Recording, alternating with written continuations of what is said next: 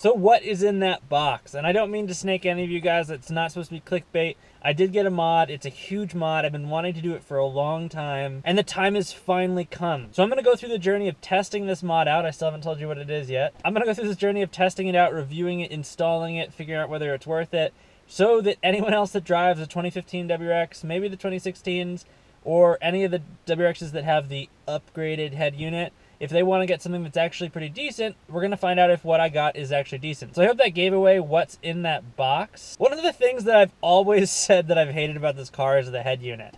And let me quickly go through the reasons why I hate this stupid head unit so much. One, it's the sound. These head units are not designed to work very well. Well, they are designed to work well with the speakers, but I've been in tons of WRXs that have upgraded their head units, haven't changed their speakers at all, and the sound is like significantly different. It is, it is a noticeable difference in the sound. It's less tinny, there's more bass. The newer head units just communicate better with the sound system. And the biggest thing, the biggest thing that sucks about this radio isn't that it's not touchscreen, isn't that it's not a huge screen, it's the Bluetooth connectivity. Like most people in this day and age, I'll take my phone and I'll connect Bluetooth pretty much every day that I go to work.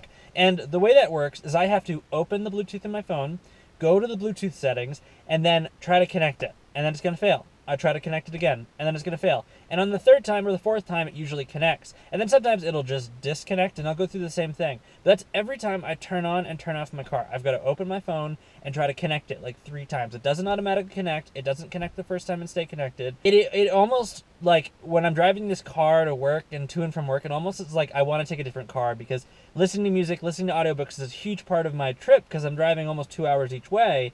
And the fact that, it'll kick me off my Bluetooth like once or twice a trip, and it will take me 4 or 5 tries to get onto it. And if I go to get gas, I shut the car off, I turn it back on, I've got to reconnect to Bluetooth. And I can't tell you how infuriating that is. So the sound's bad. The Bluetooth connectivity is absurd. It is really absurd. And then the other thing is I really can't do anything else with this head unit. I don't play CDs anymore. I don't know a lot of people that do. Every once in a while, like, if I were to have a CD that I want, I would download it onto like iTunes or something similar and put it on my phone and then listen to it with Bluetooth. Other than that, like, all I can do, and I don't listen to the radio either, all I can do is like turn it on, change the volume, and have the Bluetooth disconnect. There's nothing else that I can do here. So from day one, when I bought this car, I really wanted to get one with the upgraded unit and see if I could last with the upgraded unit with like the Starlink, I think that's what it's called. And then as I was looking, I was reaching out to people that I knew with WRX with the upgraded touchscreen head unit, and they were like, oh, it stinks too. And I was like, all right, that's great. I'm not going to pay an extra $1,000, $1,500 for the car because it has that head unit,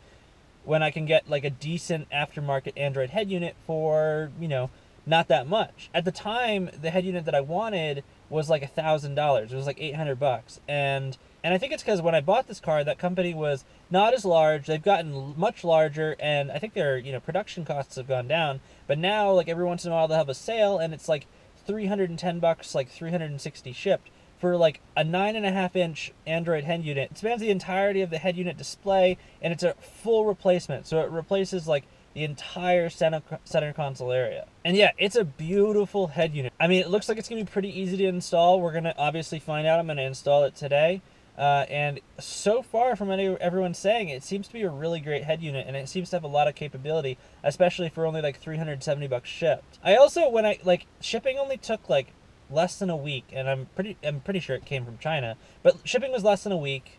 It was kind of expensive, but when you think about it, $370 is nothing to upgrade your entire center console. It's going to make the car look a lot better, because like, this head unit sucks. It sucks, and it also looks really bad, because I have like the carbon trim, and it's like, oh, it could be nice, and then bang, this head unit is like such an eyesore. So I'm hoping it really kind of transforms the interior of my car. There are a little bit of fitment issues, I think, with this head unit that I'm installing with the 2015. I think that it's designed for the grills for the HVAC system of the 2016 and above. So we're going to see. It seems like people are saying it still fits. Checked out a few of the other guys that have installed these on YouTube, and they've had similar issues because a lot of them have 2015s, but they all seem to work. So I'm going to try that out. We're going to see what happens, and we're going to go through this journey together. Look for that video relatively soon, and drop in the comments if any of you other guys have installed aftermarket head units. What's your experience? How much did you pay? Was it worth it? I'd like to hear it. Thanks for watching, guys.